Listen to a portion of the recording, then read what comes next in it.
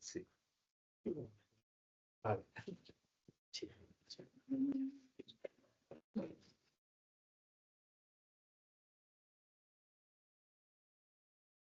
Bueno, seguimos. Sí. Seguimos con nuestro evento, que está siendo un éxito por la asistencia de todos ustedes. Un día de una lluvia tremenda. Nos ha batido una volada de aire tremendo al entrar en la calle. Creíamos que nos llevaban los paraguas, y a mí casi también, que hemos llegado. Bueno, para mí me han pedido mis compañeros, cuya brillantísima intervención hemos escuchado, presentarle a la profesora Beatriz Fong. Da igual, también es muy bonito en español. Lo hago por ser el senior también de esta asamblea de asistentes, y tengo que decir que para mí es un honor presentarla, porque yo fui de los primeros, como contó el otro día ayer Tomás, que fuimos a la Fundación Ortega cuando empezó sus actividades, un seminario de Jaime de Salas, y entonces la Fundación Ortega todavía no tenía el prestigio que tiene ahora, y muy pronto apareció en esa fundación una dama francesa que todos preguntábamos quién era. Pues es nuestra horteliana en Francia, porque no teníamos más hortelianas en Francia. Y así la conocíamos en la Fundación Ortega pues desde mitades de los 90. Y siempre se presentaba en todos los congresos que había, se presentaba la profesora Fong con unas intervenciones magníficas, porque ha escrito un libro, pero ha escrito cantidad de artículos que ha publicado en numerosas revistas y que todos hemos leído con muchísimo entusiasmo por su calidad. La profesora Beatriz Fong es profesora emérita de la Cato, como dice ella, de la Université Catholique de París. Y hemos tenido la suerte de que al final haya terminado ese libro que comentamos algo ayer y que está también en relación con esta conferencia. Y para nosotros, sobre todo para los españoles que hemos dedicado tanto a Ortega, pues su presencia en la Fundación Ortega siempre ha sido pues una especie de esperanza de que en Francia se volviera Ortega. Y yo creo que este evento pues es también una manifestación muy bonita de que de vez en cuando las ilusiones también se cumplen. Y por eso pues es un placer poder escucharla aquí. Muchas gracias, Beatriz. Te dejo sola para que tengas. Como siempre, a ver si me oyen bien, porque ayer me dijo mi marido que no se me oía nada. Así que voy a hacer un esfuerzo para manejar el instrumento, que yo soy muy menos válida respecto a toda la técnica. De ahí que me hagan una señal si no me oyen bien. De modo que... un poco más, pégatelo un poco más, sobre todo también para los que están en casa. Pégate un poco el micro. ¿Más cerca? Sí, un poco más. Gracias. De modo que muchas gracias. Como siempre, Javier dice mucho más que la realidad. Pero en fin, es un español y para él la ilusión cuenta mucho. Para todos los españoles. Esto de la palabra ilusión, precisamente, quería decir respecto a las traducciones, que de la traducción de la rebelión de las masas al francés, precisamente el traductor, y a lo mejor esto le enfureció a Ortega, al traductor ha traducido la ilusión, no tanto como aquí el afán por una cosa futura que va a pasar, sino como hacerse ilusiones, es decir, no ver la realidad. Y entonces esto destroza un poco el sentido de unas frases de Ortega cuando habla de ilusión. Y aquí pues eso es un detalle, pero por si alguien la lee en francés, pues cuidado con esta palabra. Aquí pues empezaré por explicar un poco mis motivaciones, porque ayer di una que fue la ayuda, el acogimiento la gentileza con la cual me trataron los catedráticos y los profesores, los estudiantes de España. Y esto, primero, una motivación que siempre alienta mucho.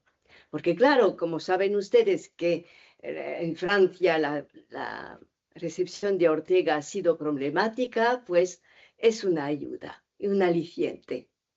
Tampoco no soy la única en haber trabajado sobre Ortega en el siglo XX, porque hay un señor, no sé aún si vive, que se llama Christian Pierre, que había emprendido la traducción de las obras completas en las ediciones Klingsik, y que tradujo qué es filosofía, que es muy valiente hacer eso. También Aurora de la razón histórica, la tradujo también, y también papeles sobre Velázquez y Goya. Pero se ve que la editorial pues desapareció y con ella pues desapareció el proyecto. Pero Christian Pierre también escribió un pequeño librito que puedo recomendar, que se llama Exigence de la vérité, exigencia de la verdad, que de verdad es muy interesante. Lo cito en mi libro, las referencias.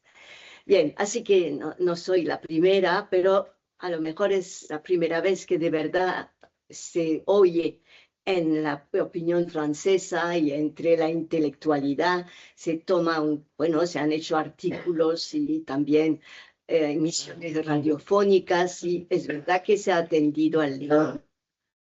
¿Cuáles son, pues, primero las motivaciones de mi interés progresivo por la idea de Europa en Ortega? Porque claro, hace muchos años, ya no me atrevo a decir los años, que estudio a Ortega, y mi tesis, la primera, era sobre historia y política en Ortega y Gasset. Y la segunda era el intelectual y la política en Ortega y Gasset. Y entonces terminé mis tesis, hice mis trabajos universitarios y quería escribir algo sobre Ortega, es verdad, en Francia, y aún no veía por qué lado escoger el tema. Y la verdad es que hablaré, pues se me ha hecho evidente un año preciso, que es el año 2005, 20 años de pensar esto, es decir, que es lo de Alexandre Dumas, es decir, la persecución de Trois Mousquetaires, y se llama 20 años después, y Ortega, que no me ha copiado, pero que a lo mejor le he copiado yo, pues Ortega pensaba hacer una persecución a la rebelión de las masas, que la hubiera llamado 20 años después. Pero bueno, 20 años pensando en esto. ¿Y cómo? ¿Por qué? Pues aquel año 2005 fue el cincuentenario de la muerte de Ortega. Y con este motivo, la Fundación y muchas universidades españolas hicieron coloquios para celebrarlo. Y a mí me invitaron y tuve la ocasión, entre estos, de participar a un coloquio en Valladolid, en el Centro de Estudios Europeos, que existía entonces en Valladolid, y donde el tema era sobre Europa y Ortega. Y a mí me habían pedido que hiciera una comunicación sobre el legado europeísta de Ortega en Francia. Vaya, no dije nada y miré lo que había. Y es verdad que había poca cosa.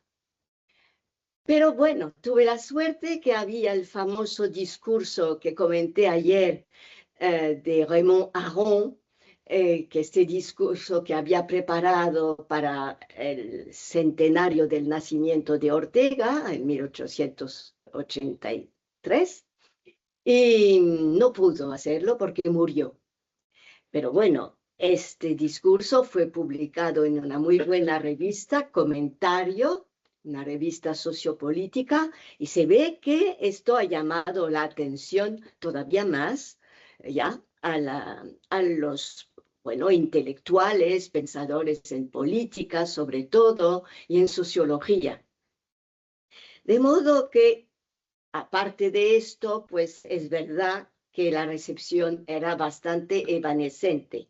Entonces esto me dio la idea a mí, pues de organizar aquí en Francia un coloquio sobre Ortega y Europa.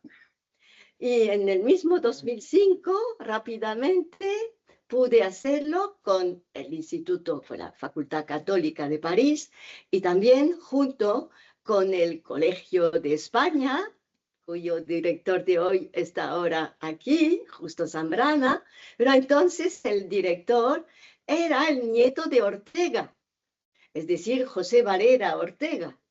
Y entonces, claro, me fue fácil pues obtener su colaboración y también la colaboración del Centro Cervantes. De modo que, pues hace 20 años, en la biblioteca Avenue Marceau también hubo una sesión de este coloquio que acudieron catedráticos y profesores de España, también vinieron algunos intelectuales franceses, como entre otros Chantal Delsol, estuvo también Jean-François Sirinelli, y estuvo también Benoît Pellistrandi, y otros especialistas, no de Ortega, tampoco ellos son de Ortega, pero les interesaba Ortega, incluso el decano de la Facultad de Filosofía de entonces, Philippe Capel, que hizo una comunicación. Bueno, total, pues y muy interesante, pero también después de oír todo lo que se decía y también siempre que se decía que se habla poco de Ortega en Francia, pues claro, me hice un poco el balance de lo que se había dicho sobre Ortega. Y en aquel momento se puede decir que aparte de Jean Cassou, ya muerto, a lo mejor poco conocidos de ustedes ahora, pero entonces era un intelectual muy conocido, Cioran, que también le interesa a Ortega, Raymond Aron, Chantal Delsol, Camus, Finkielkraut, que he dicho ayer, pues estos sí lo consideran como uno de los mayores pensadores del siglo XX y sobre Europa también. Y entonces, pues, aparte de ellos, los escritos de Ortega son poco conocidos, excepto La rebelión de las masas. Y cuando son leídos estos textos, muchas veces son mal entendidos. Y si se aprecian algunas de sus ideas por ser muy originales, pues se suele añorar su falta de sistematismo. Además, esto lo dije ayer, para la inteligencia francesa politizada de la postguerra, la Segunda Guerra Mundial, siempre esta inteligencia lo ha mirado con recelo. ¿Por qué? Porque ha regresado en la España franquista. Entonces, más de las veces se le ha encasillado, podríamos decir, en el pensamiento conservador, incluso a veces prefascista, porque se decía que tenía una interpretación aristocrática de la sociedad. Y claro, esto si no se entiende bien el sentido de esa interpretación, pues claro, se puede pensar en otras cosas.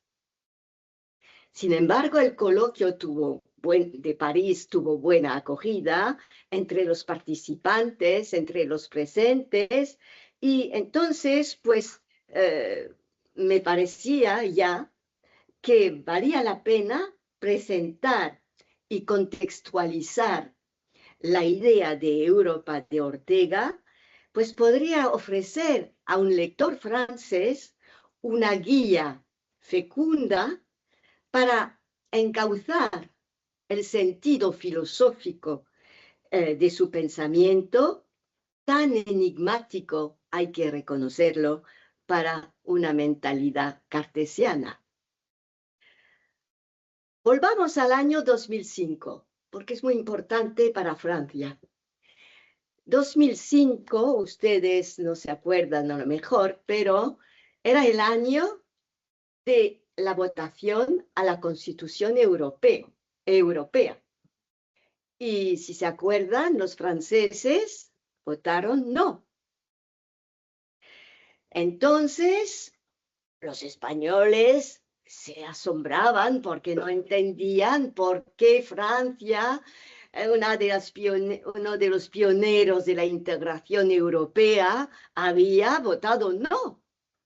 Incluso desde la votación al Tratado de Maastricht de 1992, que fue votada, pero con escasito margen, pues está creciendo el desencanto de la opinión francesa hacia Europa. Más todavía desde 2009, cuando nuestro presidente tan aventurero que se llama Sarkozy, pues Sarkozy resulta que se pasó de la votación francesa y firmó el Tratado de Niza en 2009. Y eso no se ha olvidado nunca en la opinión francesa y sigue hoy todavía con eso de no haber tomado en cuenta la votación de la soberanía francesa. Entonces, 2005 para mí, ustedes comprenderán que investigar sobre un español que reflexiona tan precozmente, acaban de verlo desde el año 1908, Ortega está pensando en Europa, no ya en la unidad europea, sino que para él Europa es un espacio que cuenta. Entonces, presentar, y yo misma, en lugar ya, bueno, siguiendo mirando lo de historia y política, pero ya a través de estos temas, mirar la idea de Europa, a mí me podría explicar muchas cosas y a lo mejor a los que lean el libro van a descubrir también muchas cosas. De ahí que esta circunstancia me convenció más aún de que presentar en Francia el compromiso europeo de Ortega ofrecería la ocasión a sus lectores, pues el pensar a fondo los complejos significados pasados y actuales de Europa, significados tanto culturales como sociológicos e históricos. Y además, otro tema también que ha de interesar no solo a los franceses, sino a todos los europeos, es que cada vez más me ha parecido que el compromiso europeo de Ortega siempre se relaciona con el deseo de regeneración de España. Y esta dualidad, ya empezamos con la dualidad, pues esta dualidad, esto podría suscitar en el lector francés una reflexión analógica respecto al propio declive de su país.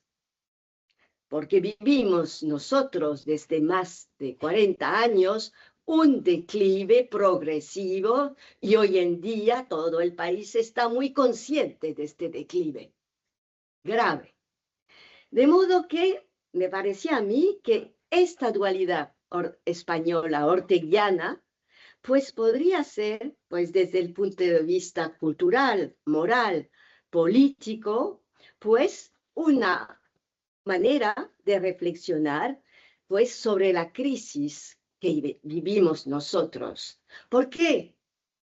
Ortega, me parece a mí, que principalmente es un filósofo de la crisis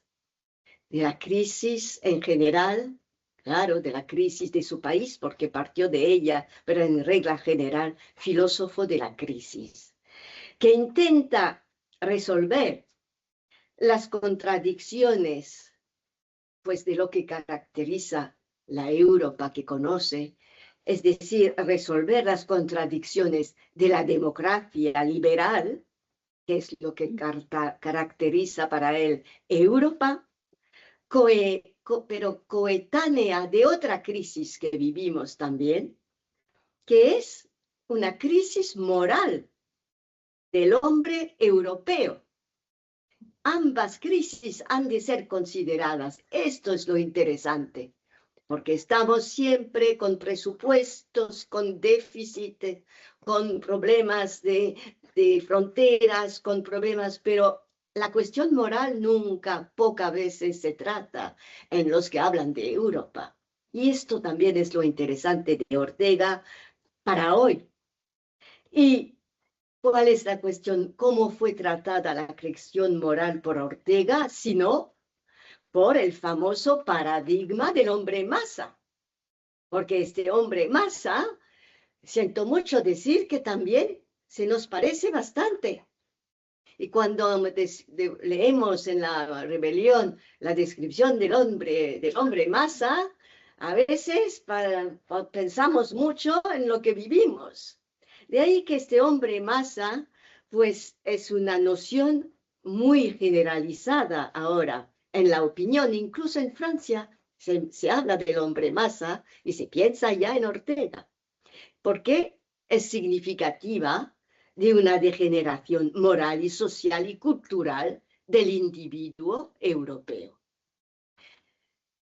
Así es, pues, además, porque además de esto, ven ustedes que se me han sumado las motivaciones poco a poco, pero viene la última, que claro que corresponde también a Ortega, pues la filosofía metahistórica. Me gusta mucho que no es de mi invención, sino que es de Ortega también. La metahistoria era la primera palabra que empleó para su filosofía en el tema de nuestro tiempo, que también está traducida al francés recientemente.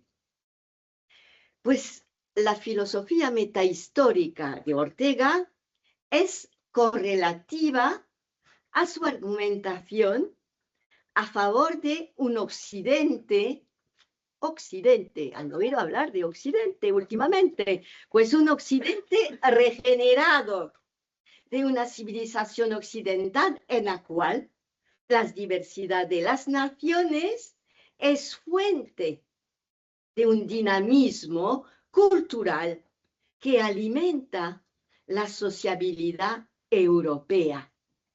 Esta sociabilidad, precisamente, que denomina con un nombre muy español, que se llama la convivencia, porque aquello de la convivencia acaba de llegar en Francia, porque nosotros tenemos la convivialité, que ya es un neologismo, pero la convivence hace muy pocos años que está en el diccionario.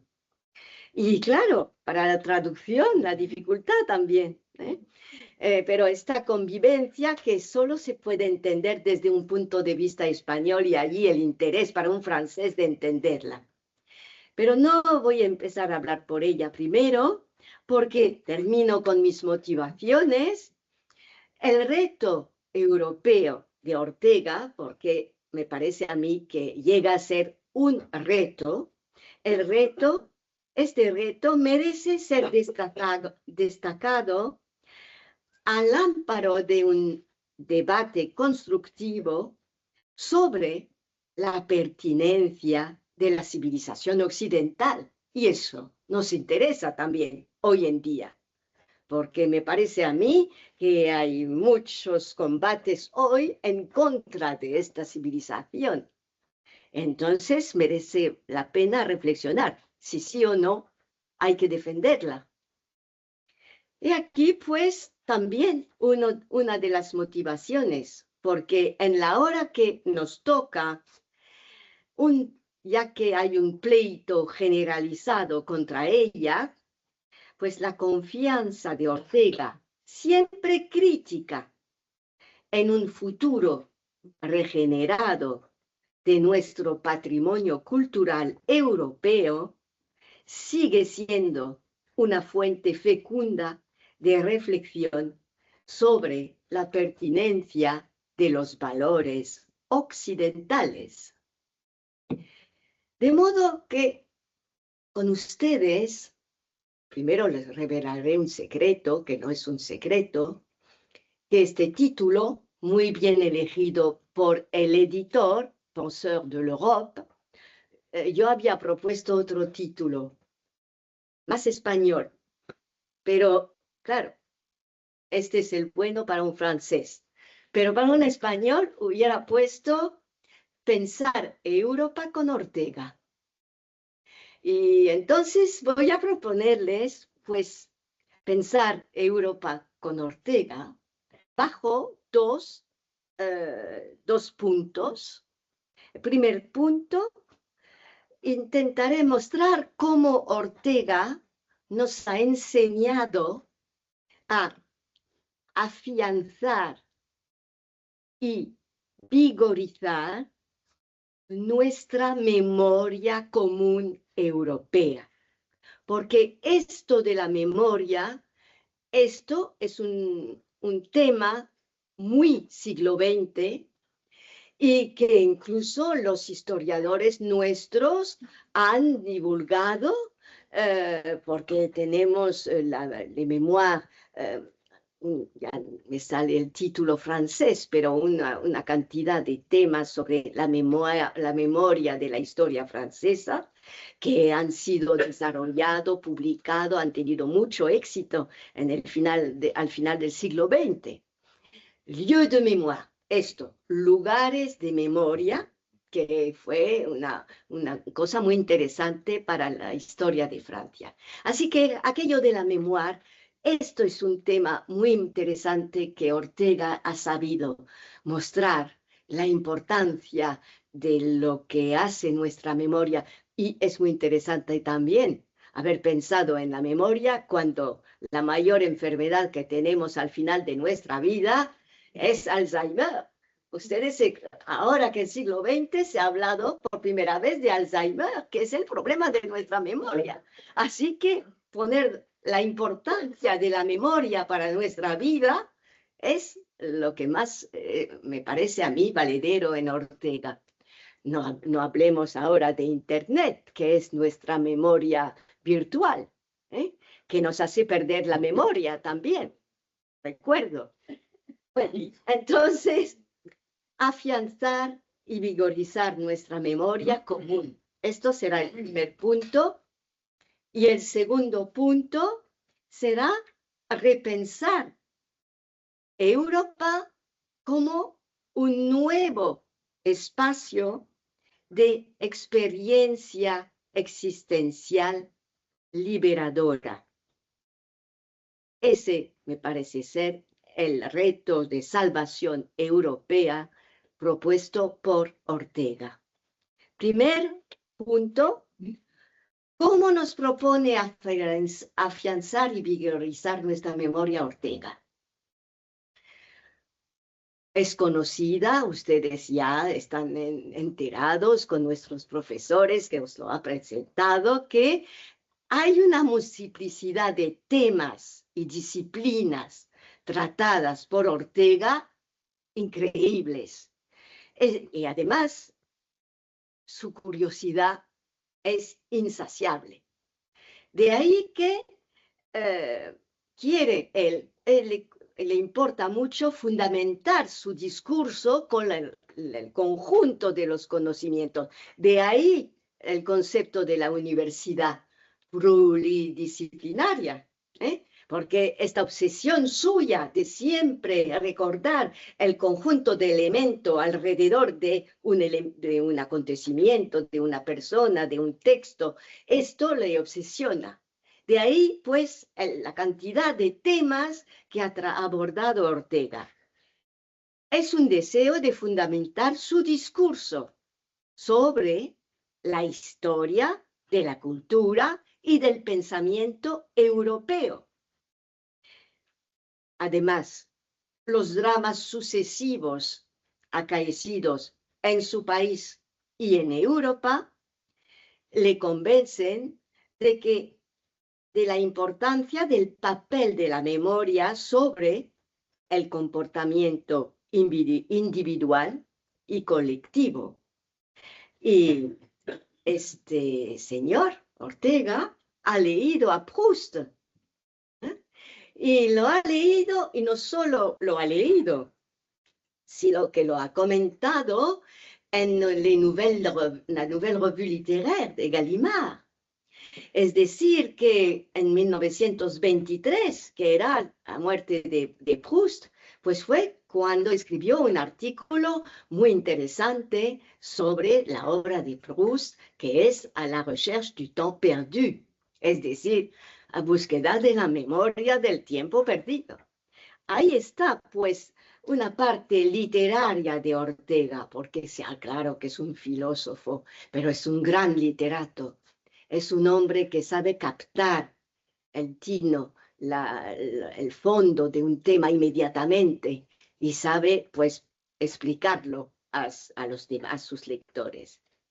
De modo que para él, pues, estos acontecimientos en su país y en Europa le convencen de la importancia del papel de la memoria.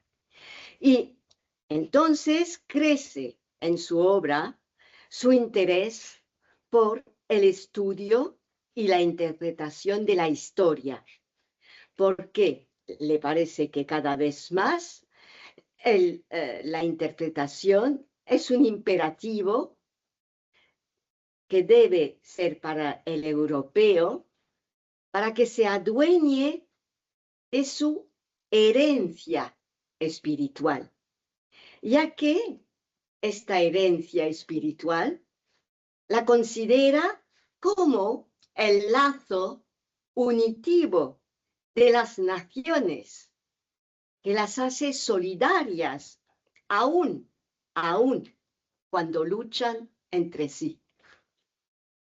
Y es verdad que esto siempre está citando a Carlos V, porque dice que Carlos V decía que una frase famosa, dice, mi primo Francisco I y yo queremos lo mismo, el milanesado.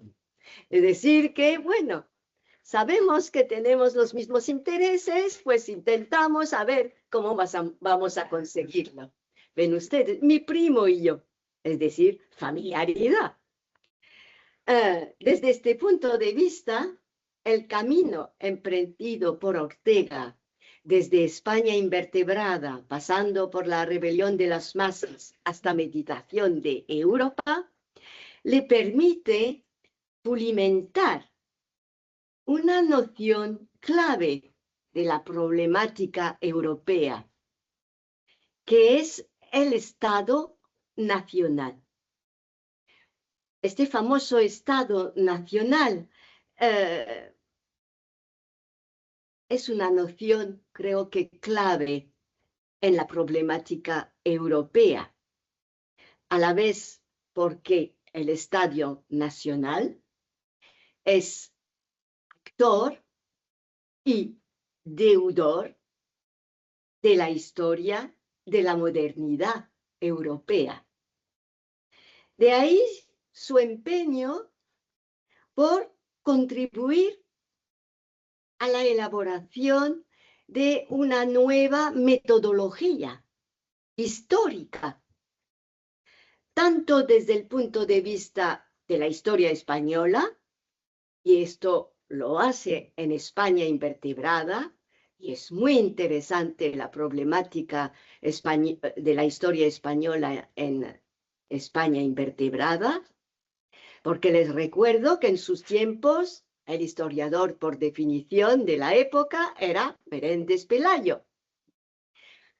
Y Menéndez Pelayo, que era un gran erudito, la verdad, un hombre que ha aportado mucho a la historia española.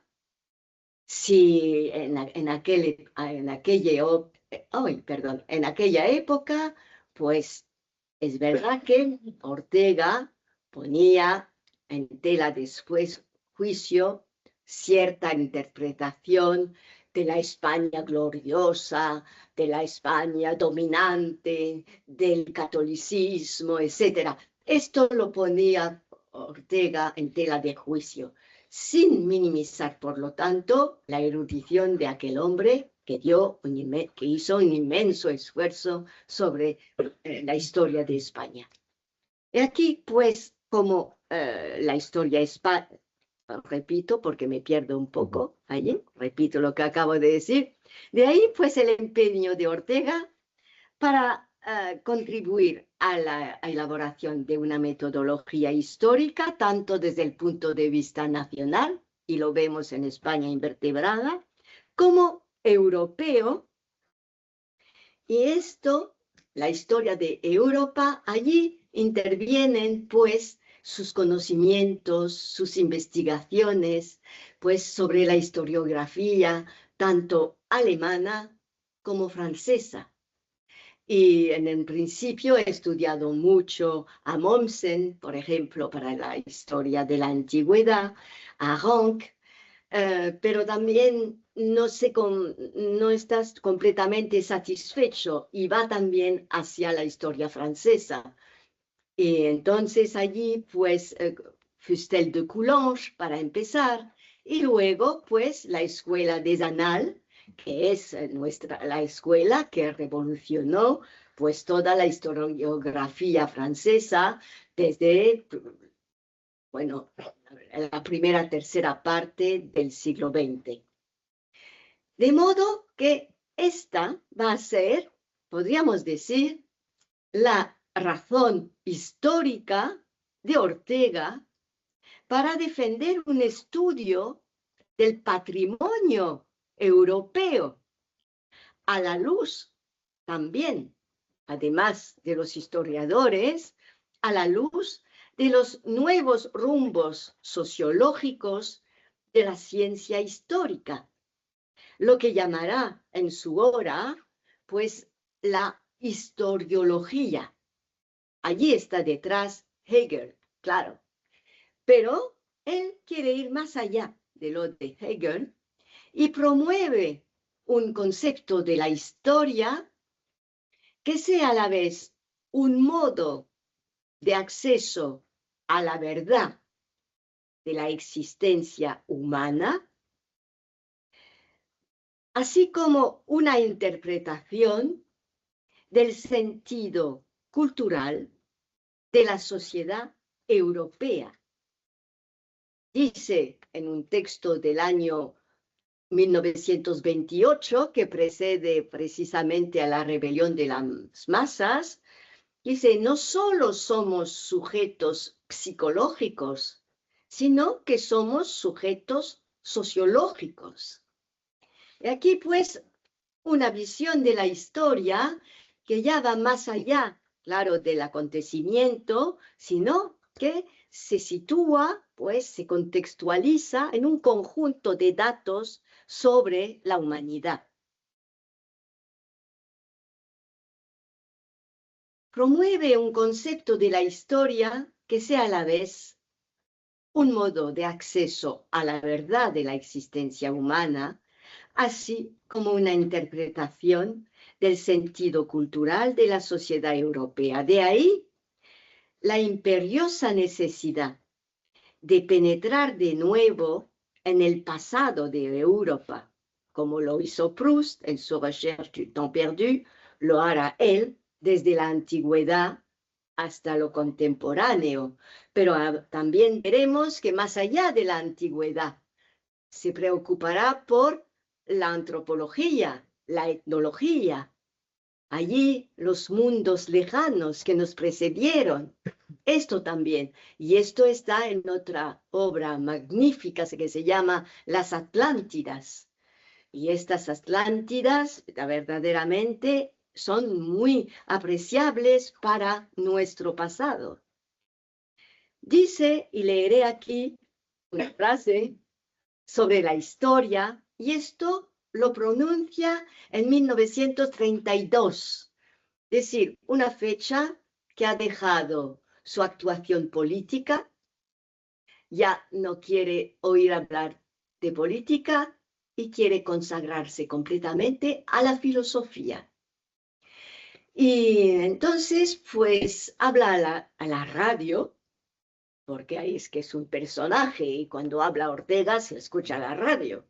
Y allí, en una emisión que se llama El Archivo de la Palabra, dice lo siguiente: la historia es hoy para Europa la primera condición de su posible saneamiento y resurgir. Europa es vieja, es verdad, somos viejos. No puede aspirar a tener las virtudes de los jóvenes. Jóvenes, si hay aquí, cuidado, ¿eh? Hay que mantener la bandera. Su virtud, la virtud de Europa, es el ser vieja. Es decir, el tener una larga memoria, una larga historia. Europa tiene que aprender en la historia, no aliando en ella una norma de la que puede hacer. La historia no prevé el futuro, sino que tiene que aprender a evitar lo que no hay que hacer. Por tanto, a renacer siempre de sí misma, evitando el pasado.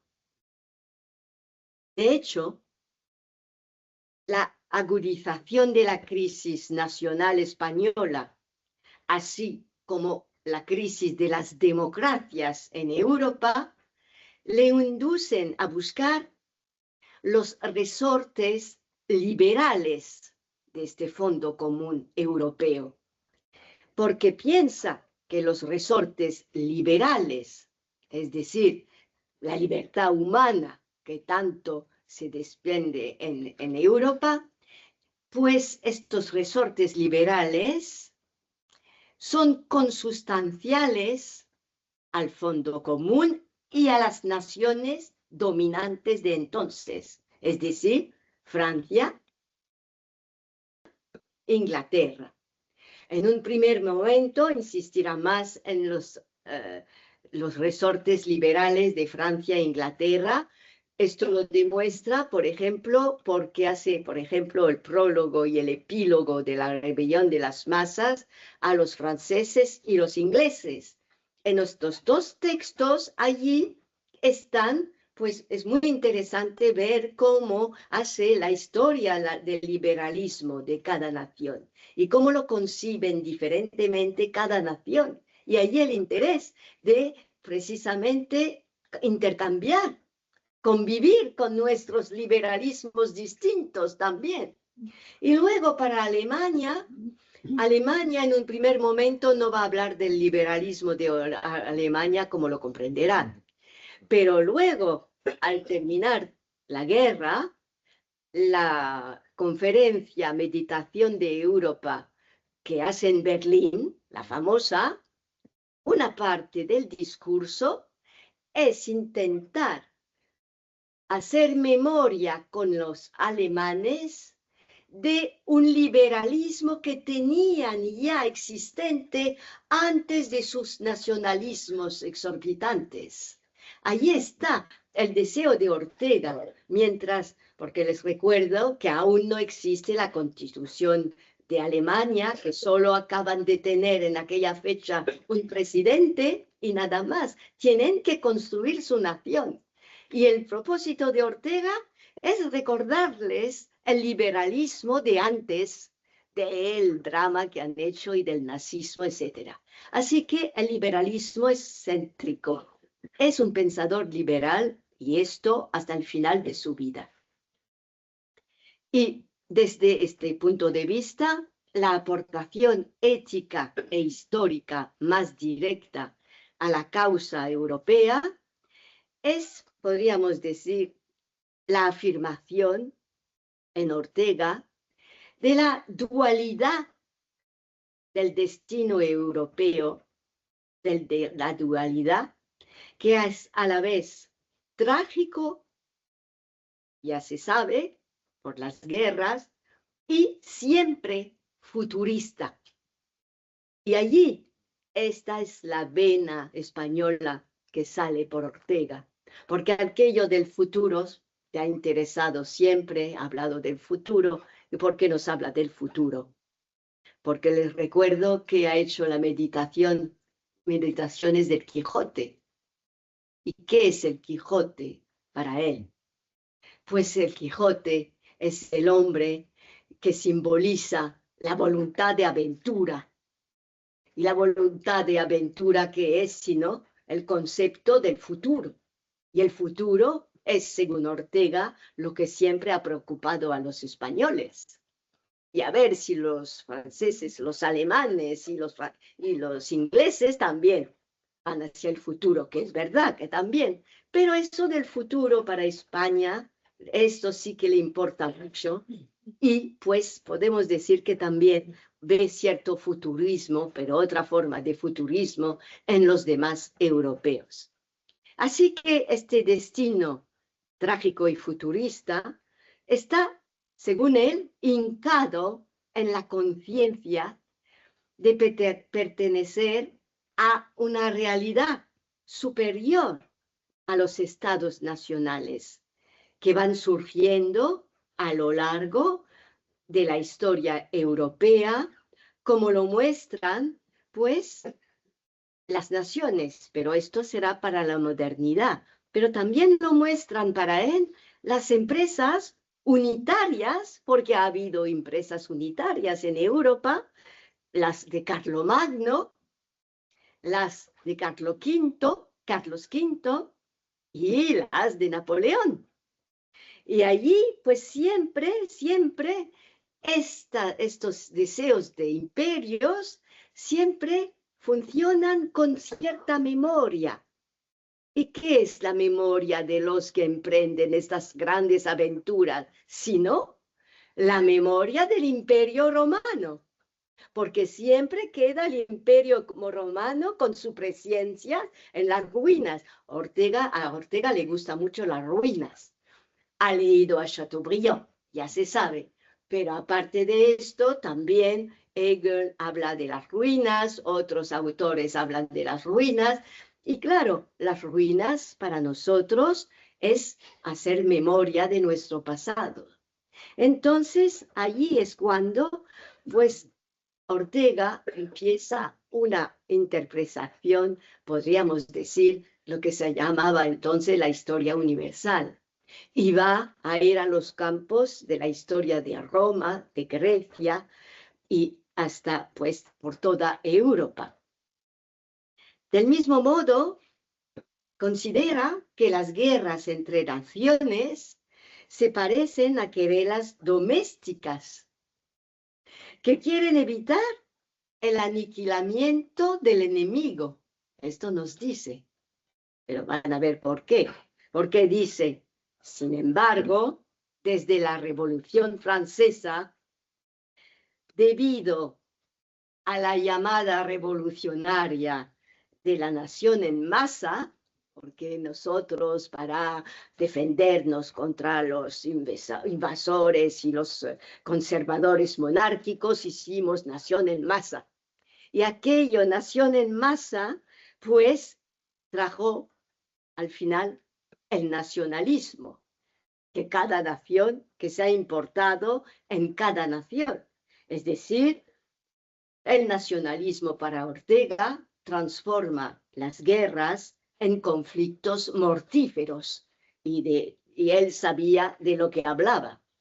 De modo que a partir de la publicación de España Invertebrada, que es un balance crítico de la historia de España, va a insertar la problemática nacional dentro de la problemática europea, que remonta a sus orígenes, es decir, la antigüedad.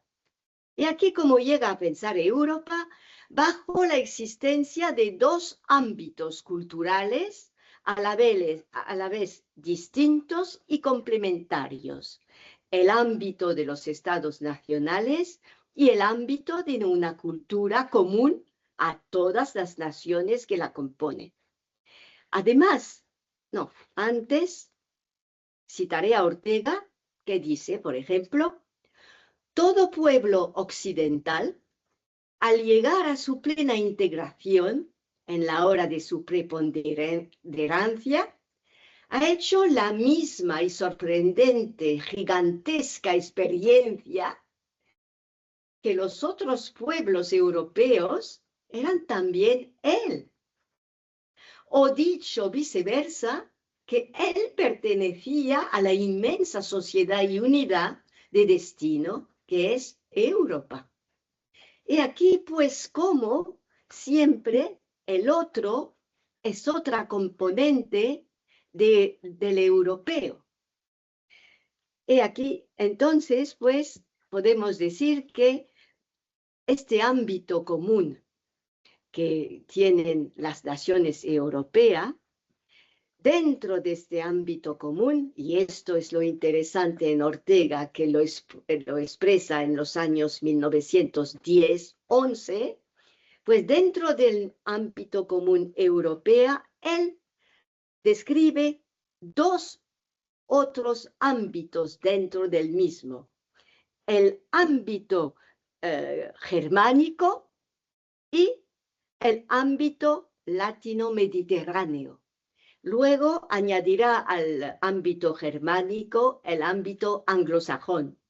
Y entonces, pues serán dos mundos dentro del ámbito general europeo que se enfrentan, porque muchas guerras son de conflictos entre los dos ámbitos.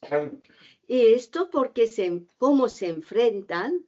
Pues se enfrentan respecto a la común herencia greco-latina y judeocristiana, que es un tema debatido hasta hoy en Europa, porque les recuerdo que en la Constitución los jefes de Estado, y en particular Chirac, no han querido introducir el criterio de las fuentes de Europa, en particular las fuentes judeocristianas.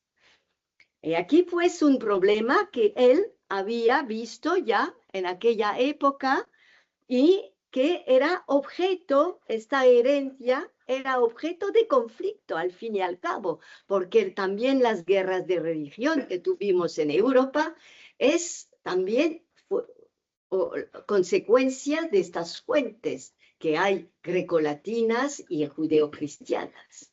Bien, ven ustedes toda la investigación que ha hecho Ortega respecto a Europa.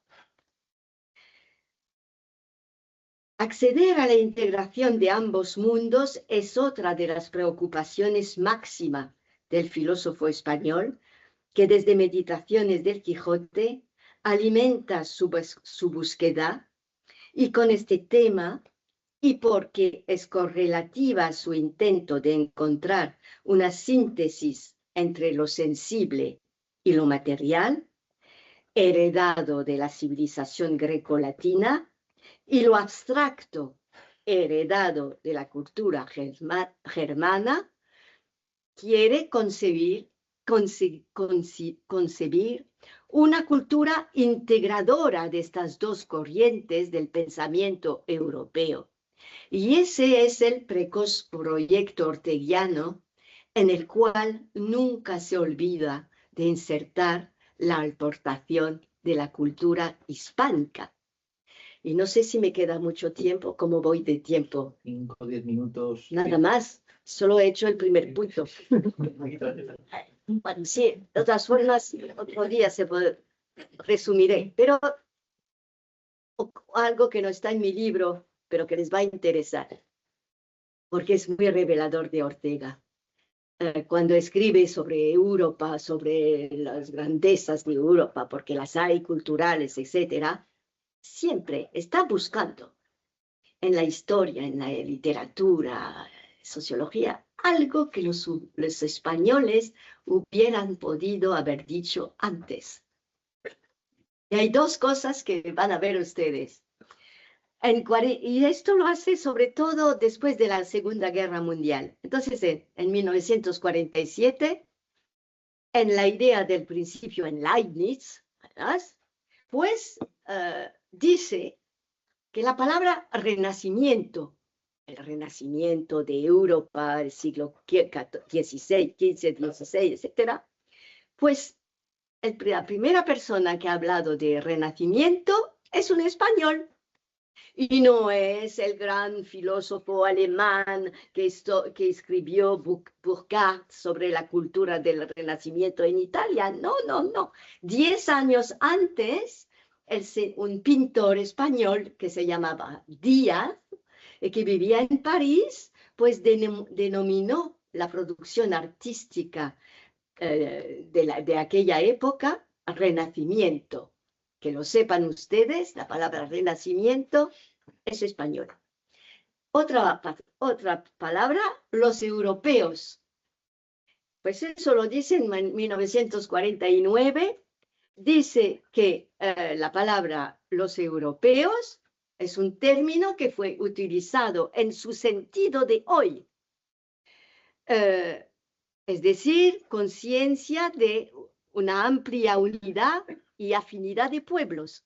Pues esta palabra, los europeos, fue escrita por un cronista español del siglo VIII después de Jesucristo, como puede verse y da las reseñas exactas.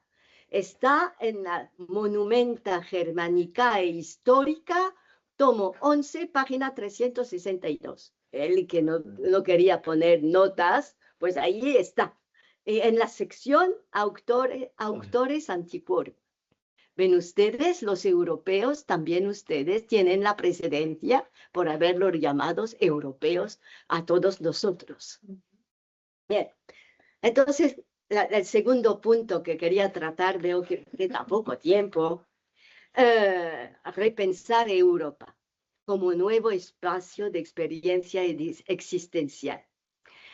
¿Qué significa esto? Pues primero significa que para él, si los europeos somos incapaces de pensarnos de nuevo, de regenerarnos, de combatir este famoso hombre masa, que es un prototipo nuestro de ahora, si no somos capaces de encontrar un espacio, o sea, un espacio cultural común que nos haga vivir, y claro, un proyecto de salvación, pero hemos hablado mucho de la unidad y me importa mucho a mí este tema, porque él, después de eso, parece ser un reto de salvación. Les recuerdo, yo soy yo y mis circunstancias, si no me salvo a ella, no me salvo yo.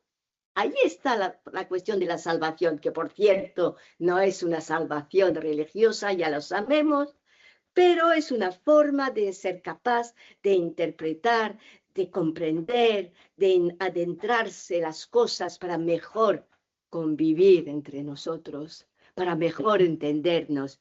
Y entonces pone, ya que todas sus investigaciones filosóficas y culturales siempre vuelven a un personaje nuestro que es Descartes. Esto lo encontrarán en mi libro, pero me interesa terminar con eso, porque se ha dicho, y es verdad, que ha sido muy influenciado por los filósofos alemanes y totalmente. Pero también, seguramente, que la lectura de sus obras le incitaron todavía más a leer a Descartes, porque estos filósofos alemanes también estaban con Descartes. Entonces ha vuelto a Descartes hasta el final de su vida para hablar, decía yo, él, que su filosofía debía ser un cartesianismo de la vida.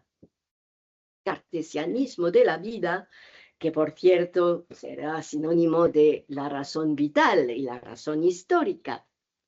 Pero Les daré una cita muy reveladora sobre Descartes, porque pongo varias citas, pero esta cita os va a interesar sobre el modo de ver Ortega y ver cómo finalmente Ortega dice que a causa de Descartes, Europa se ha vuelto como la isla de Robinson. Leo lo siguiente. Descartes va a hacer de esa Europa ya muy poblada, que contiene todo ese inmenso pasado histórico, insisto en esta frase, pues ¿qué contiene? ¿Qué va a ser Descartes? Una isla desierta, recién nacida, de que él será el genial Robinson. Gracias a esto queda apta para de verdad renacer. Renacer en el siglo XVII. Pero ahí les voy a decir yo lo que pienso que es la intención de Ortega detrás de esta frase.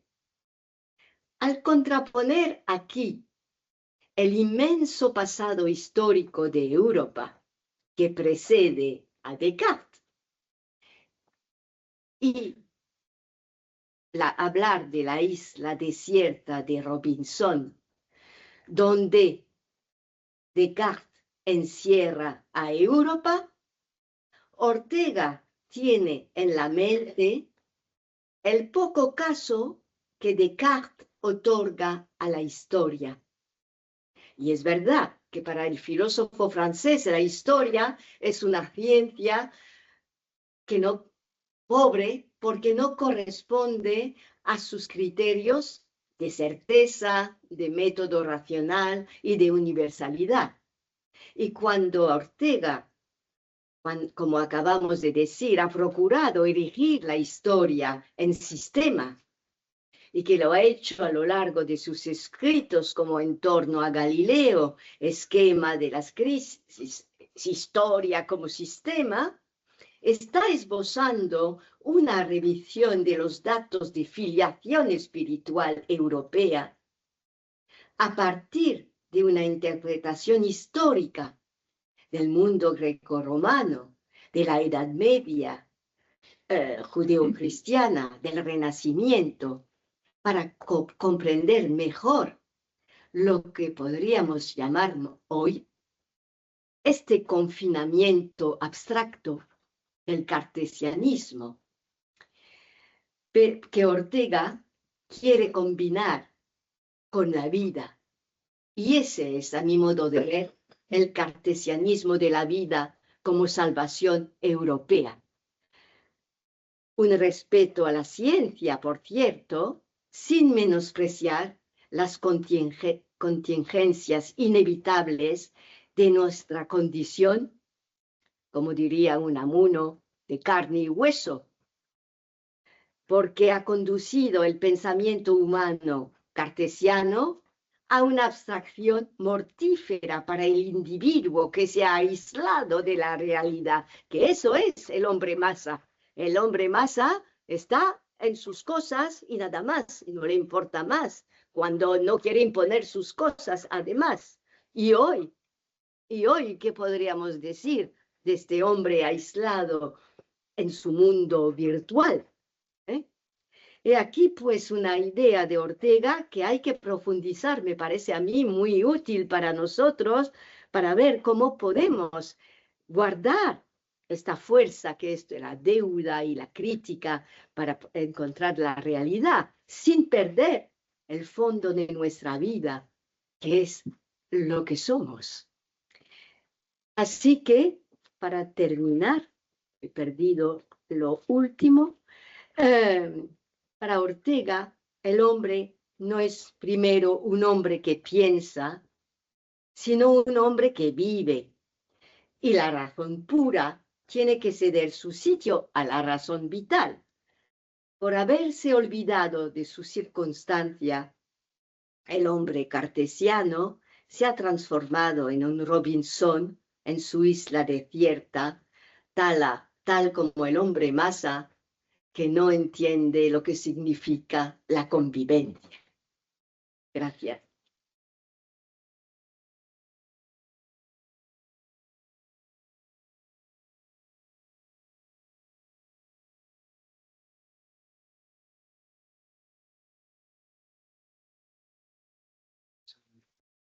Sí, lo que vamos a hacer es, tenemos luego después lo que sería una especie de coloquio con los asistentes. Lo que vamos a hacer es unir ese coloquio también con las preguntas, los comentarios a raíz de la magnífica conferencia de Beatriz Fong. Entonces, pues quizá pues unos 15, 20 minutos que nos sirve preguntas, comentarios y también en torno a lo que nos ocupa y lo que ha ocupado la conferencia de Beatriz Fong, del tema de Ortega y Europa. Así que tenemos unos 15, 20 minutos pues para dialogar, comentar a propósito de la conferencia y del coloquio en general.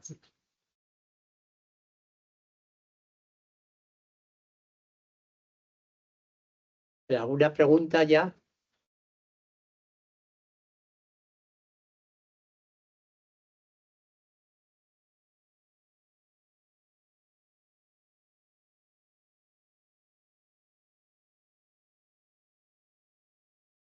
Si no hay nadie, rompo yo el Silencio. silencio. Hay que felicitar a la profesora Fong de esta magnífica conferencia, que es su forma además de enseñar. Se ve que ha sido una gran docente y sigue siendo docente, porque me ha dicho que sigue dando clases. Se nota la práctica docente, a mí me ha parecido impresionante. Y lo que sale de esto es primero el enorme potencial de Europa, ¿no? La memoria de Europa, la referencia, claro, Europa es el Imperio Romano, ¿no? Y desde el Imperio Romano está ahí detrás con toda una historia impresionante. Esta última referencia a Descartes, que ha resumido en lo que tenemos que hacer para pensar Europa ahora, yo me acordaba que, recordando lo de esas dos detalles que Ortega dice que se adelantaron algunos españoles, yo le pregunto si en dos datos interesantes, o en tres datos, porque hay que tener en cuenta que Descartes estudió en la Flèche y estudió con los jesuitas, en el colegio de los jesuitas. Y los jesuitas entonces tenían a un gran hombre o su figura, que era Francisco Suárez. Los jesuitas seguían a Suárez. Y Descartes estudió a Suárez. Pero luego había también dos cosas más, que en el siglo XVI un español, Pereira, sacó prácticamente cantidad de cosas, el libro que se llama Antoniana Margarita, que eran los nombres de su padre, de sus padres, pero que es todo un tratado de filosofía. Hay adelantos increíbles de cosas que dirá Descartes. Pero luego todavía hay otro, el genio maligno. Porque claro, Calderón tematiza en La vida sueño el genio maligno. La vida sueño. Y eso es, Descartes dirá, un genio maligno puede hacer que todo esto sea un sueño. Una sugerencia, nada más. Sí, sí, una muy buena sugerencia es esto de la vida es sueño, porque nunca se me había ocurrido, pero es verdad, porque aquello de, bueno, la vida es sueño, para Ortega no creo que él se haya dado cuenta de estas influencias sobre Descartes, no creo. Posible, no lo menciona. Lo que pasa es que juntos tuvieron la misma formación y hay una cosa que Ortega menta en Meditación del Escorial, habla de los jesuitas porque habla de los jesuitas como una compañía de soldados que era San Ignacio, pero también habla de otra cosa que es muy interesante, que es la composición del lugar. Y Es verdad, ¿cómo es que no ha preguntado a Descartes si se ha estudiado la composición del lugar?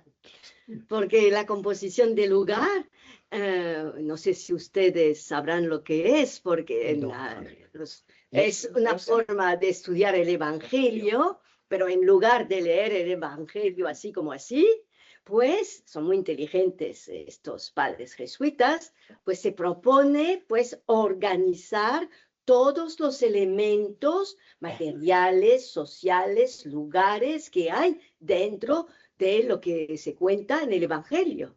Y ahí que si se lee, por ejemplo, no sé, una historia de la samaritana, pues que en dónde se pasaba, dónde estaba, cómo hacía, cómo se vivía, para entender el Evangelio. Esto era la composición del lugar. Y siempre se me ha dado a mí la idea, y creo que alguien lo ha dicho, no sé, a lo mejor tú lo has dicho. No. Pues a mí esto de yo soy yo y mi circunstancia, si no me salvo yo, no la salvo a ella, pues tiene algo de una composición de lugar. Porque cuando Ortega se entera de un tema, siempre mira el tema, pero mira siempre alrededor cómo se compuso aquel tema. O si habla de una persona, nunca habla de una persona cronológicamente, siempre va pues de un rasgo de su personalidad, etcétera, etcétera.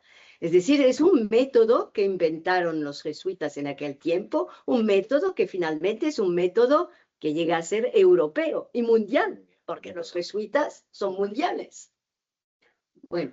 Sí, no, no se me había ocurrido nunca, aunque soy muy cercano a la composición del lugar, porque la composición del lugar, yo estoy en el seminario de Pamplona y teníamos un director espiritual jesuita, lo que quiere decir que los sacerdotes diocesanos, porque el seminario es diocesano, los curas seculares que se llaman, frente a los curas conventuales, que son jesuitas, pero confiaban más en los curas conventuales jesuitas.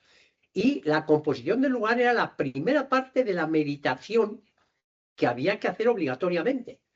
Y efectivamente, primero era la composición del lugar, luego venía la meditación individual y ya después seguía la misa. Y esto era la formación impuesta por los jesuitas en los seminarios y en los suyos, por supuesto. Y entonces, esta idea de aproximarlo a Ortega me parece genial, porque además, Ortega hay que decir que la circunstancia es la primera salida al universo. Es decir, todos salimos por nuestro primer lugar donde estamos y a partir de ahí podemos entender el universo. Entonces me parece que es una idea brillantísima, además, como dice la profesora Fong, ya por la extensión de los jesuitas mundial. Y hay una pregunta. Sí, buenas noches.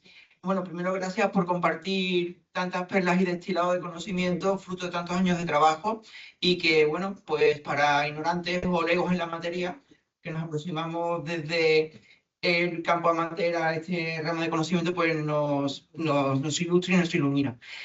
Yo quería poner en relación y plantearos una pregunta fruto del problema con el que nos encontramos muchas veces los docentes al enfrentarnos a lo que puede ser realmente relevo y el sustento de la futura Europa, que son las nuevas generaciones, que tienen un gran descreimiento. Para ellos Europa no les merece mucho crédito, los valores europeos, la filosofía en sí misma, y a eso es lo que quiero llegar, no les aporta, digamos, desde un punto de vista pragmático, nada en su día a día. Piensan que es algo, una especie de ejercicio mental, un funambulismo mental, que no les aporta nada. Entonces, ayer se dijo una frase que me encantó, y es que los filósofos no son serviles, en el sentido de que no sirven a una causa, dado que la filosofía es un valor en sí mismo, una disciplina de conocimiento.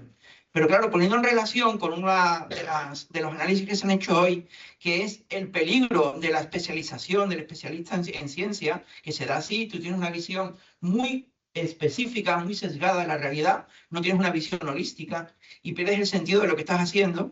Yo propondría rebatir un poco ese concepto de servilismo, esa maravillosa inutilidad, que me recordó también la utilidad de lo inútil de Nuncio Ordine, puesto que hoy sin filosofía nos enfrentamos a grandes riesgos y uno de ellos, por ejemplo, es el transhumanismo. Nosotros nos enfrentamos hoy a una redefinición de lo que es o no es un ser humano. Entonces, no sé, quería preguntaros desde qué punto, desde qué perspectiva se podría abordar la utilidad de la filosofía, aunque ya se dijo allí que no tenía que tener una utilidad, pero yo sí pienso que tiene que tener una utilidad. Es que es fundamental para mantener esto. Y por otro lado, estamos hablando constantemente de Europa como institución, pero claro, por ejemplo, a mí desde el punto de vista de otro ramo de conocimiento, soy químico, no soy biólogo, pero a doña Ana le quedan 200 años. Le quedan 200 años un proceso irreversible. Con la matación de las marismas desaparecerá. Tenemos ecologistas, tenemos que intentar salvar doña Ana. La pregunta es, ¿Europa tiene salvación? Porque recordando también el libro de Elvira Rocabarea, Imperio Forbes, Leyenda Negra, los imperios tienen un ciclo de vida. Nacen, crecen, se expanden y mueren. No sé si Europa tiene salvación, es la pregunta que hago. O sea, eran las dos cuestiones que quería plantear. ¿Cómo ilusionar a los alumnos y redescubrir la utilidad real de la filosofía? Yo creo que es fundamental. Sin filosofía podemos llegar a un mundo distópico y apocalíptico, diría, y por culpa de la ciencia también. Y la segunda es si Europa realmente estamos asistiendo ya al irreversible hundimiento del Titanic. No sé, esas son las dos cuestiones. Gracias.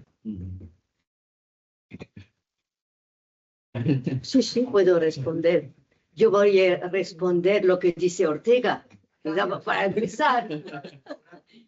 Ortega dice, si no se salva Europa, no se salva la humanidad. Así que yo pienso que nosotros humanos, si empezamos a volver y entender y proponer a nuestros estudiantes las definiciones del hombre y reflexionar sobre lo que es el hombre, allí es el camino para empezar a salvar Europa. Les interesan las definiciones que tengo, no hay más, mucho más, pero las más de Ortega sobre el hombre. Porque eso podría ser un tema de filosofía para cada uno, para los estudiantes. El hombre es un animal fantástico. ¿Oh? Luego, el hombre es un animal inadaptado. El hombre es un animal, otra vez, le gusta mucho, y también, bueno, después hablaré de esto, de larga memoria. Eso, comparado con los animales, y Ortega ha trabajado mucho sobre los monos. Así que le ha interesado mucho los chimpancés. Esto del tema de los chimpancés, muy interesante. Luego, otro tema. El hombre es un centauro ontológico. Interesante también. Un peregrino del ser. Esto para nuestra época, todo movimiento, porque no he hablado de toda la parte movimiento heraclítea de Ortega, pero esto es también muy de nuestro tiempo. El hombre es un ser indigente, un sistema de deseos imposibles, un dios de ocasión, un novelista de sí mismo. El hombre no tiene naturaleza, tiene historia. El hombre es forzosamente libre. Allí hay toda una filosofía para los jóvenes y para nosotros, me parece a mí. Así que se puede salvar Europa.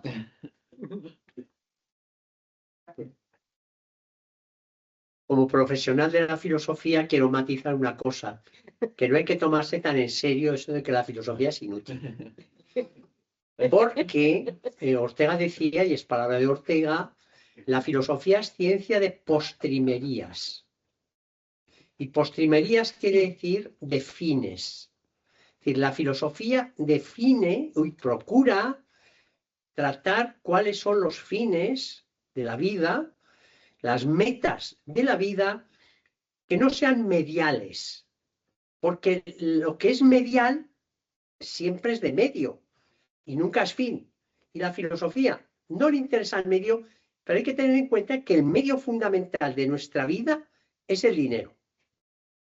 Entonces, claro, la filosofía es inútil para el dinero. Si uno quiere ganar dinero, que no haga filosofía. Pero claro, es útil para definir los fines y de máxima utilidad. Y ahí está precisamente la necesidad de la filosofía para salvar Europa, porque Europa no se va a salvar con el dinero. Se va a salvar si tiene muy claros cuáles son los valores que definen a Europa. Y la filosofía está para eso. Esto es muy importante para la comprensión un poco de dónde debe estar la filosofía.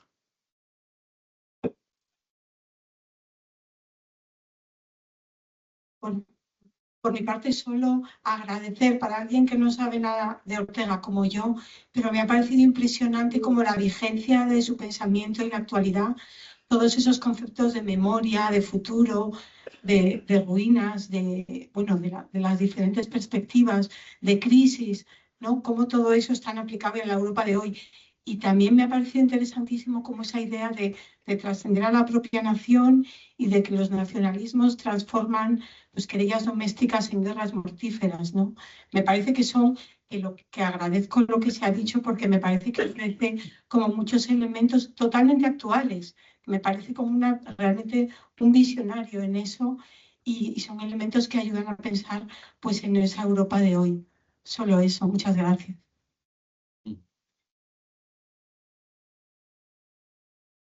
¿Una pregunta más?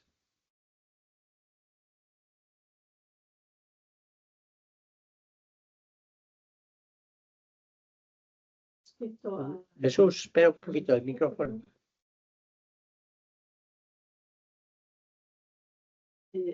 Bueno, es increíble que este señor pues tan imaginativo hacia Europa y demás. Me gustaría saber si ustedes, un poco más entendidos que muchos, les parece que iba él en la buena dirección o estaría hoy decepcionado con Europa. Nada más.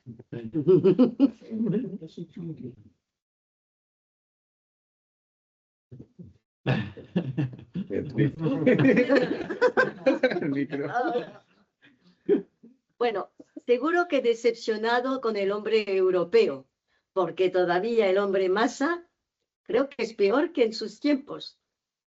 El hombre masa de hoy ya es desesperante y además, esto no he podido decirle por el tiempo porque no soy capaz de medir el tiempo yo. Él que da tanto ha hablado del tiempo, pero es verdad, también a él a lo mejor le faltaba tiempo siempre.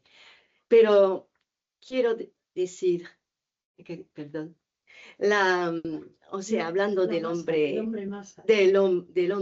masa de hoy, un hombre que todavía está mucho más en peligro a mi modo de ver que en sus tiempos, mucho más en peligro porque no sabemos qué va a pasar con nuestra famosa memoria, nuestra inteligencia artificial. Si es porque él creía en la inteligencia del hombre, verdaderamente, y ver cómo va a evolucionar nuestra inteligencia, es que vamos a seguir siendo hombres y mujeres. Ahí está. Además, como nos hablan de la transhumanización, ¿a qué trans vamos a ir? Allí está, pues hay unas preguntas que es verdad que sería interesante que nos dijera algo Ortega sobre ello. A ver, no nos podía decir. Creo que lo utilizaría muy bien el instrumento. Esto sí que sería capaz de usarlo a su modo. Pero entonces se plantea la cuestión otra vez suya del papel de las minorías, porque él creía en la influencia de unas minorías cultas, capaces de transmitir a los demás cómo había que proceder, etcétera. Y hoy en día más bien parece que estos instrumentos van a ser provechosos únicamente para las minorías y que las masas todavía serán más manipuladas, porque automatizadas. Así que esto no sé cómo él lo juzgaría. Sí, ya para terminar y respondiendo también un tanto a la pregunta y quizá como cierre y pasar enseguida ya a lo que es la clausura oficial, yo diría que también para Ortega hablar de Europa siempre lo ha dicho, lo dice, es una cuestión de una tarea, es una tarea por hacer, no se va a dar automáticamente. Es una tarea, es algo que tenemos que construir. Y yo creo que en Ortega es muy importante un tema fundamental, y yo creo que fundamental casi en su propia vocación, y yo creo que también para nosotros, es la idea de la educación, la idea de la formación. Yo creo que esa es la clave, la educación, y yo diría que educación en todos los niveles. Él habla mucho de la universidad, es el ámbito en el que está, pero también desde el periódico, también desde colegios, desde institutos. Pasa por ahí, por esa tarea educativa, constante, continua. Y una educación que no solamente se hace institucionalmente, sino también tenemos que pensar lo que podemos hacer todos, cada uno de nosotros, donde estamos.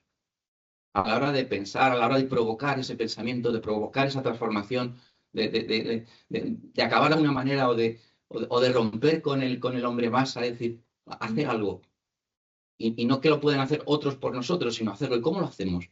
Tarea también educativa y tarea también de imaginación, tarea por delante. Yo creo que la filosofía de Ortega tiene pasado, lo vemos, lo reconstruimos, tiene presente, como vemos, y yo creo que por esas tareas que tenemos tiene un futuro por delante, necesariamente. Yo creo que la filosofía de Ortega la necesitamos, es necesario. Os invito a que vayamos ahí. Muchísimas gracias, cerramos. Gracias a Beatriz por su magnífica conferencia y pasamos rápidamente a la clausura del acto. Muchísimas gracias.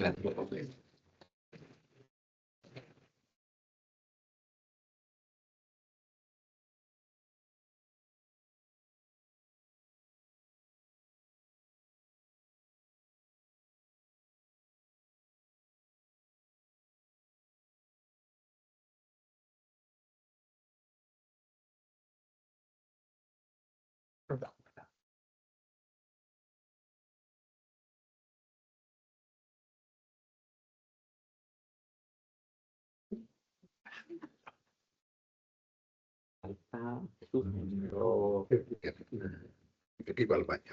Sí, esperamos un minuto a Jesús, también nuestro anfitrión, y enseguida comenzamos.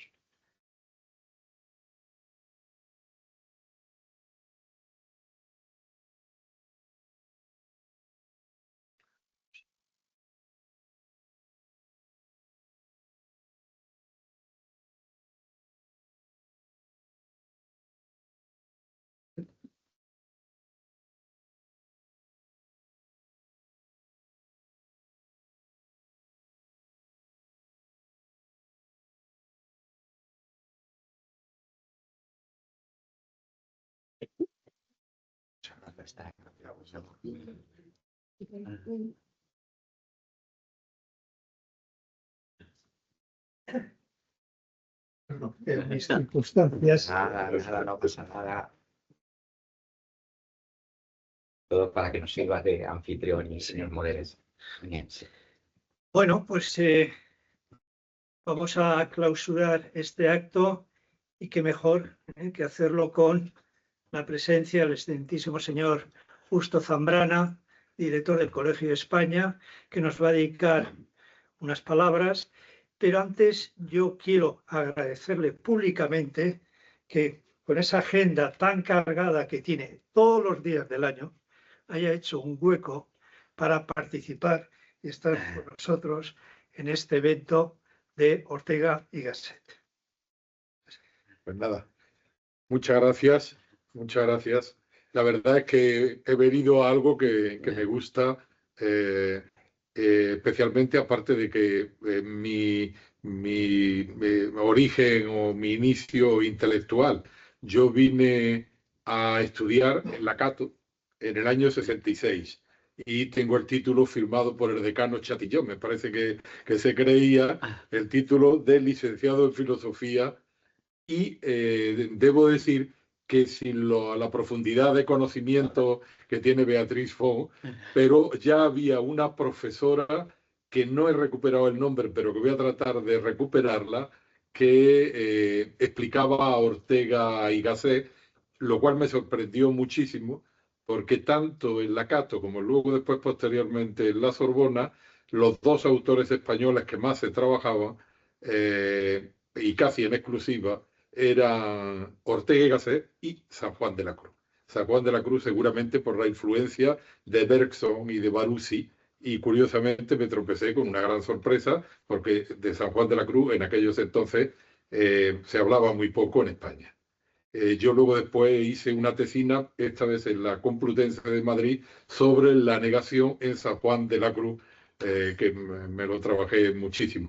Y la verdad es que me ha venido ahora, cuando hablaba Beatriz y hablabais de la mentalidad de Ortega sobre la visión de la filosofía, tuve de profesor en la Cato a un dominico que se llamaba Dominique Dubarle, Polytechnicien, un gran bonhomme, un gran pensador.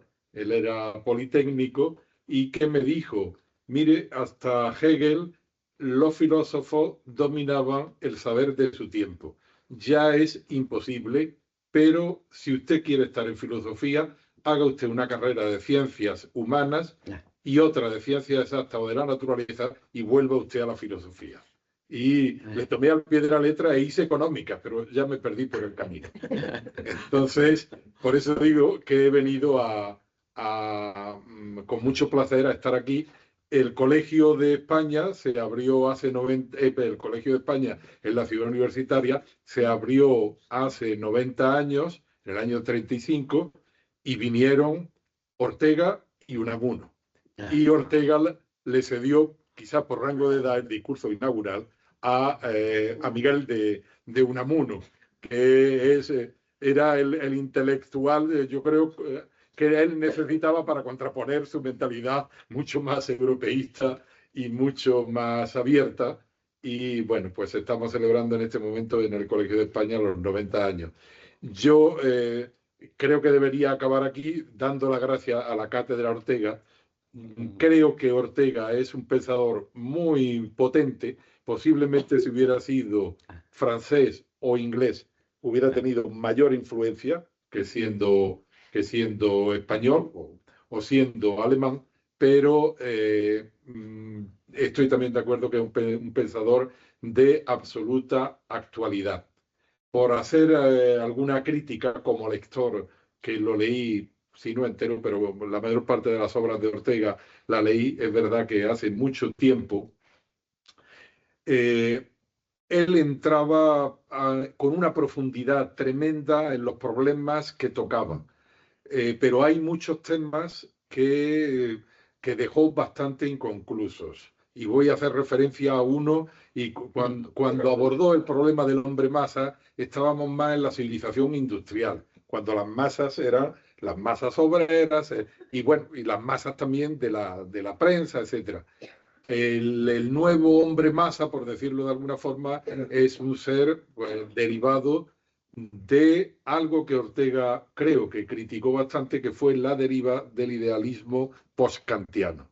Y yo siempre he echado en falta que Ortega no hiciera un libro, puesto que él estuvo muy cerca también de Husserl con la vuelta a las cosas o tal, que hubiera titulado no las palabras y las cosas, sino los conceptos y las cosas, y que hubiera hecho un tratado filosófico poniendo el punto y el fielato de equilibrio, que seguramente ahora serviría mucho, porque finalmente todo lo que está pasando con los medios de comunicación no es más que un desarrollo tremendo de la razón virtual que se está comiendo a la realidad misma, porque ya el mundo es más como representación, y es un viejo tema entre el idealismo y el realismo, que Ortega tiene unos análisis históricos que a mí siempre me sorprendieron. Y por eso digo, ¿por qué no se fijaría dentro de las circunstancias de Ortega, que yo no sé si leyó a Julian Benda en La traición de Claire,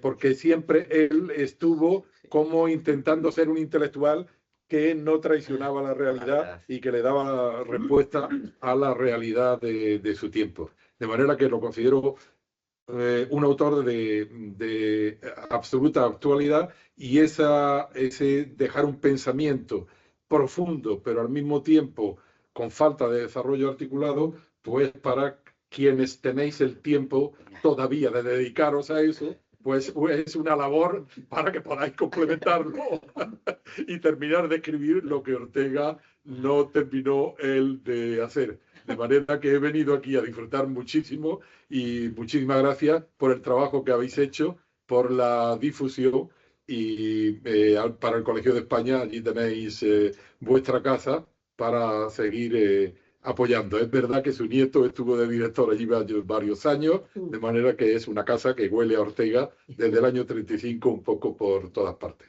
Muchas gracias.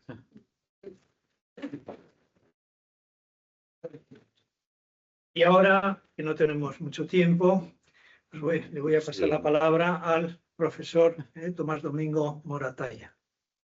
Bien, pues muchísimas gracias. En primer lugar, pues muchísimas gracias a don Justo Zambrana por acompañarnos en este día, y a todas las instituciones, agradecer a todas las instituciones que nos han ayudado, que nos han acogido, a la embajada, ¿no? Es decir, el embajador que estuvo presente en la tarde de ayer, a la consejera de Educación, a lo que es también el liceo Luis Buñuel, lo que es el centro asociado de la UNED, lo que es la propia UNED.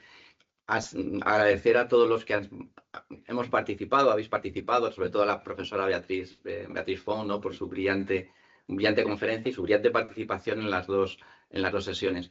Yo creo que ha sido un encuentro positivo, que ha sido un encuentro sobre todo, diría yo, vivo, tanto en la tarde de ayer, en la tarde de hoy, y también destacaría en la mañana. Yo creo que la mañana pues ha sido también una mañana, desde mi punto de vista, desde nuestro punto de vista, de cierta ilusión, ¿no? Por ver también el interés por parte de los alumnos, de sus preguntas, su motivación, lo claro, lo oscuro que puede ser la filosofía de Ortega para seguir pensando. Así que por mi parte, agradecerles a ustedes pues su participación, su presencia, su estar aquí, y también mi última palabra sería de agradecimiento a quien en parte ha hecho esto posible, es decir, porque yo por mi parte, nosotros en la Cátedra Ortega, pues lanzamos la idea de venir aquí a París, de hacer una Ortega en París, con lo mismo que habíamos hecho una Ortega en Lisboa, agradecerle personalmente a Jesús por haber hecho esta tarea de contactar con unos y con otros esas gestiones. Así que, pues, lo último que te digo, pues muchísimas gracias, Jesús, por acogernos y haber trabajado tanto también por este encuentro. Muchas gracias, Jesús. Pues, muchas gracias, y para terminar, como dicen aquí, amboté, yo os propongo que vayamos a la residencia de la embajada, a esos salones tan bonitos, para disfrutar de un cóctel que el embajador y la embajada en general nos ofrecen. Muchas gracias, y cuando queráis, aquí venís, que esta es vuestra cadena. Muchísimas gracias.